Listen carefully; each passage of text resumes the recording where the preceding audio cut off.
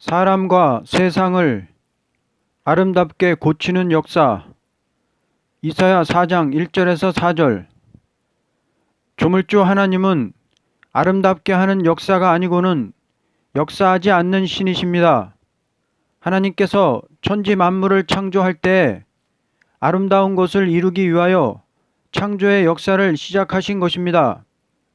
거룩한 신의 영광이 창조 전에도 있었지만 그 영광은 아름답게 하는 역사가 있음으로써만 아름다운 영광의 가치를 발휘하게 되는 것입니다. 하나님의 역사는 아름답게 창조한 것으로서 끝이 되는 것이 아니고 더 아름답게 하고자 할 때 사람을 아무런 어려움이 없이 하는 것이 아니고 어려움을 통과시켜서 더욱 아름답게 하시는 것입니다. 그러므로 이사야 4장은 이사야 3장과 같이 극도로 부패되고 악화된 시대를 통과해서 아름답게 되는 일이 있을 것을 말씀한 것입니다. 인생이 타락했지만 아름답게 하고자 하는 하나님의 역사는 강권적으로 아름답게 해 주실 것을 말씀한 것이 본문에 기록된 말씀입니다. 이사야 4장은 3장과 같이 부패한 시온이 망할 때 남은 자들의 형편을 말한 것입니다. 이 남은 자라는 것은 살아서 새 시대에 들어가 성산의 축복을 받을 백성을 가르친 것입니다. 4장 1절. 그날에 7 여자가 한 남자를 붙잡고 말하기를 우리가 우리 떡을 먹으며 우리 옷을 입으리니 다만 당신의 이름으로 우리를 부르게 하여 우리가 수치를 면하게 하라 하리라. 그날이라는 것은 3장과 같이 부패한 시온을 없애고 새 시대를 이루는 때를 가르쳤습니다. 새 시대의 영광은 남자의 받은 영광 아래서 여자도 돕는 배필로서 참여할 때 같이 영광을 누리는 것입니다. 따라서 새 시대의 왕권의 영광을 누릴 한 남자를 붙잡고 우리가 먹고 마시며 사는 모든 것은 스스로 해결할 테니 당신의 받은 영광의 반열에 내 이름도 들어가게 해달라는 것입니다. 새 시대의 여호와의 거룩한 싹이 되는 자로서 영광의 한 반열을 이루되 남자의 영광의 이름을 따라서 한 반열이 된다는 뜻으로 7 여자가 한 남자의 이름으로 칭함을 받는다고 한 것입니다. 고린도전서 11장 7절 9절.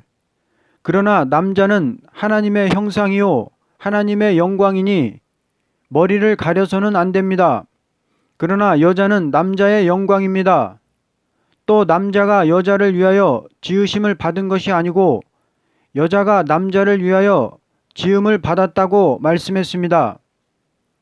하나님께서 천지 만물을 창조하시고 가장 으뜸이 되는 남자를 창조하시었습니다.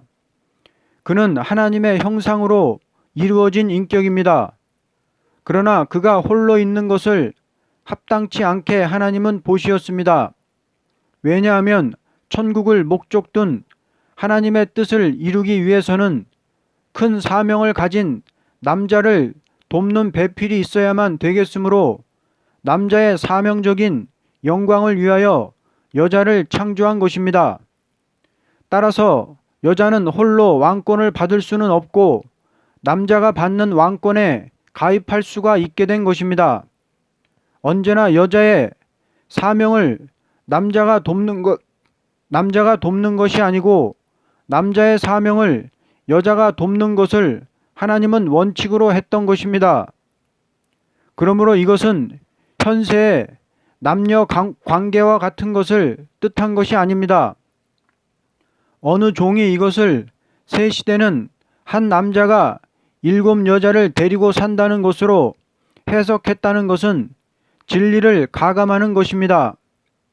이것은 남종의 이름 아래서 아름답고 영화롭게 되는 반열을 가르친 것입니다. 왕권받은 종의 이름을 따라서 그 종을 도운 모든 사람들이 다 함께 영광을 받되 아름답게 고쳐진 몸과 만물을 받게 될 것입니다. 2절 그날에 여호와의 싹이 아름답고 영화로울 것이며 그 땅의 소사는 이스라엘의 피난한 자를 위하여 영화롭고 아름다울 것이며 그 날에 여호와의 싹이 아름답고 영화로울 것이라는 것은 스가랴 3장 8절에 내가 내 종 싹을 나게 하리라고 했는데 이 싹은 종말에 하나님의 완전한 역사가 있을 때에 새로운 새싹 같은 종을 나게 해서 역사한다는 뜻입니다. 스가랴 6장 12절에 말하여 이르기를 만군의 여호와께서 이같이 말씀하시되 보라 싹이라 이름하는 사람이 자기 곳에서 돋아나서 여호와의 전을 건축하리라고 했습니다. 이 말씀은 과거 무너진 예루살렘 성전을 복구할 때 북방 사마리아와 많은 대중이 수룹바벨 성전 건축을 방해했지만 몇 사람의 단결로 다리오의 마음에 격동을 받고 권리 행사로 예루살렘 성전이 완축된 것 같이 종말의 역사도 이와 같이 초대교회가 이루어진다는 것인데 새싹 같은 종을 돋아나게 해서 쓴다는 것입니다. 따라서 그날에 여호와의 싹이 아름답고 영화로울 것이라는 말씀은 새 시대가 이루어지는 날에 여호와의 싹이 된 종들을 아름답게 한다는 것입니다. 첫째 아담은 그 몸이 흙에서 지음을 받았고 생령으로 생기를 받았지만 거룩한 영의 역사를 받지 못했으므로 아름다운 인격을 이루지 못하고 흙으로 돌아가고 만 것입니다. 그러나 아름답게 하는 역사는 하나님의 거룩한 영을 그 몸에 부어줌으로 그 몸이 능히 아름다운 새 시대의 영광을 누리게 되는 것입니다. 하나님께서 사람을 아름답게 하심으로써 아름다운 새 시대가 이루어지는 것입니다. 이들은 여호와의 새로운 싹이 되어 아름답고 영화롭게 될 새 시대의 백성으로 그 땅의 소사는 이들을 위하여 영화롭고 아름다워질 것입니다. 하나님께서 새 시대에 들어갈 사람을 여호와의 싹이라고 한 것은 영육이 아울러 완전히 새로 지음받음을 뜻했습니다. 싹이라는 것은 완전히 깨끗해지고 새 것이 된 것을 가르친 것이니 하나님께서 환난과 재앙의 날에 남은 자가 되게 하는 데는 완전한 사람이 되어서 새 시대에 영육이 들어가 새로운 시대에 새로운 나라를 이룰 자들이라고 보게 됩니다. 극도로 아름다운 사람이 되어 영화롭게 되는 것이니 그들은 아름다운 소산을 먹게 되는 것입니다. 우리는 선악과를 먹은 타락한 피를 받았으므로 다 죽을 몸이 되는 피를 받아서 났지만 여호와의 싹이라는 것은 완전히 거룩함을 받아 죽음을 맛보지 않고 새 시대에 들어가는 사람을 여호와의 싹이라고 했는데 육적으로 부정이 없는 사람으로 남녀의 관계가 깨끗하고 절대 거룩한 싹이 되는 자들입니다.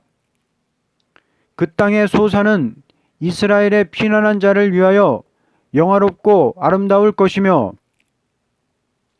이 땅의 소사는 사람을 위하여 축복으로 준 것이니 사람이 아름다워지면 땅의 소산도 아름다워지는 것은 하나님의 축복이 임하기 때문입니다. 첫째는 땅이 아름다워집니다.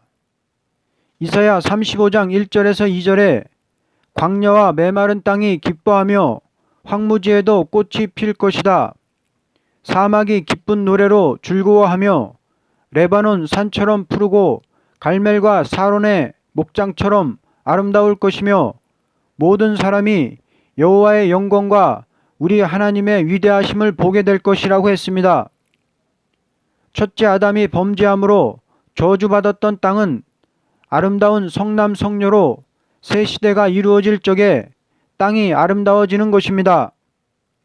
둘째, 도성이 아름다워집니다.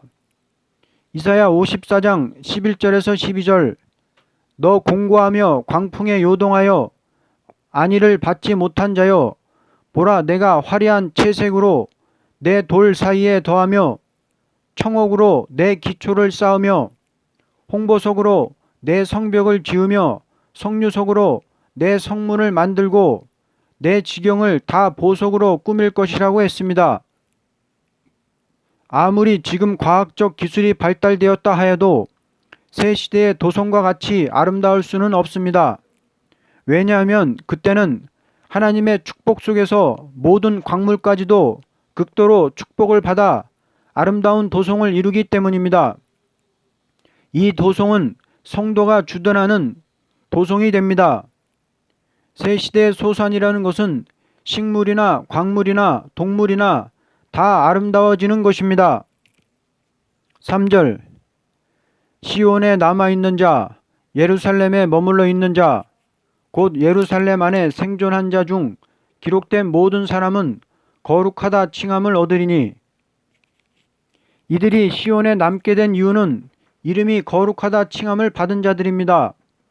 이 거룩이라는 것은 진노의 날에 남은 자 된 자에게 해당되는 말입니다.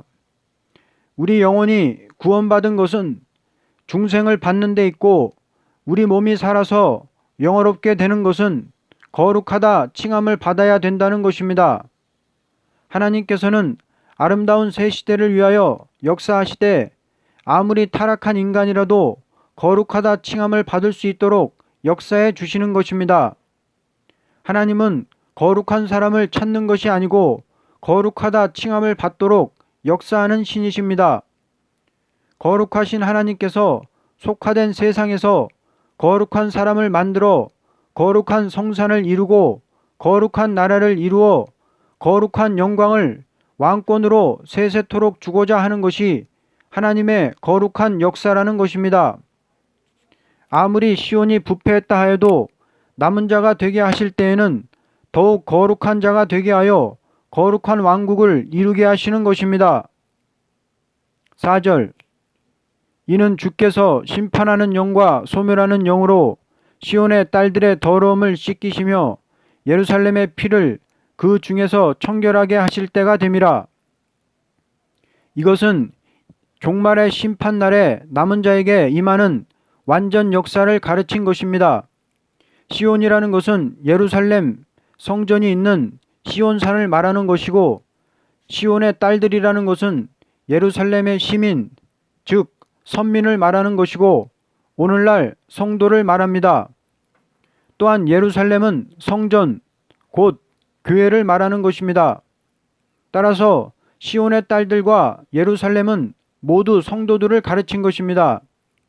이것은 새 시대에 들어갈 성도들의 더러움을 씻기고 그 피까지도 청결하게 고쳐서 살게 하신다는 것입니다. 2절과 같이 사람을 아름답게 하시는 하나님의 역사입니다. 다시 말하면 영과 육이 아울러 완전 성결을 받아서 새 시대에 들어갈 수 있는 사람이 된다는 것이니 이것을 종말의 강권 역사라 하는 것입니다. 우리의 더러움이라는 것은 아담으로부터 유전된 죄와 사망의 몸인데 자범죄가 더해진 몸으로써 뼈골 속에 박힌 죄악과 육체 속에 집을 진 귀신과 육체의 정욕과 더러운 피일 것입니다.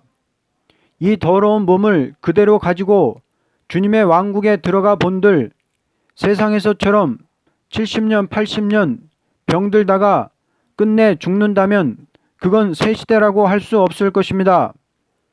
따라서 이 몸을 심판하는 영과 소멸하는 영으로 역사하시는 성령님의 역사로 깨끗게 하신다는 것입니다. 로마서 8장 23절에 그뿐 아니라 또한 우리 곧 성령의 처음 익은 열매를 받은 우리까지도 속으로 탄식하여 양자될 것 곧 우리 몸의 속량을 기다린다고 했습니다. 완전한 구원은 영육이 다 구원을 받는 것입니다. 이 몸이 죽게 된 것은 아담이 뱀을 못 이긴 죄값으로 왔다면 마지막에 둘째 아담이신 예수님의 공로로 마귀를 이긴 성도들의 몸에 죄악성을 성령의 불로 소멸할 때 죄와 사망이 떠나가고 우리 주님의 형체를 입게 될 것은 분명한 사실입니다. 피라는 것은 생명 그 자체를 가리킵니다.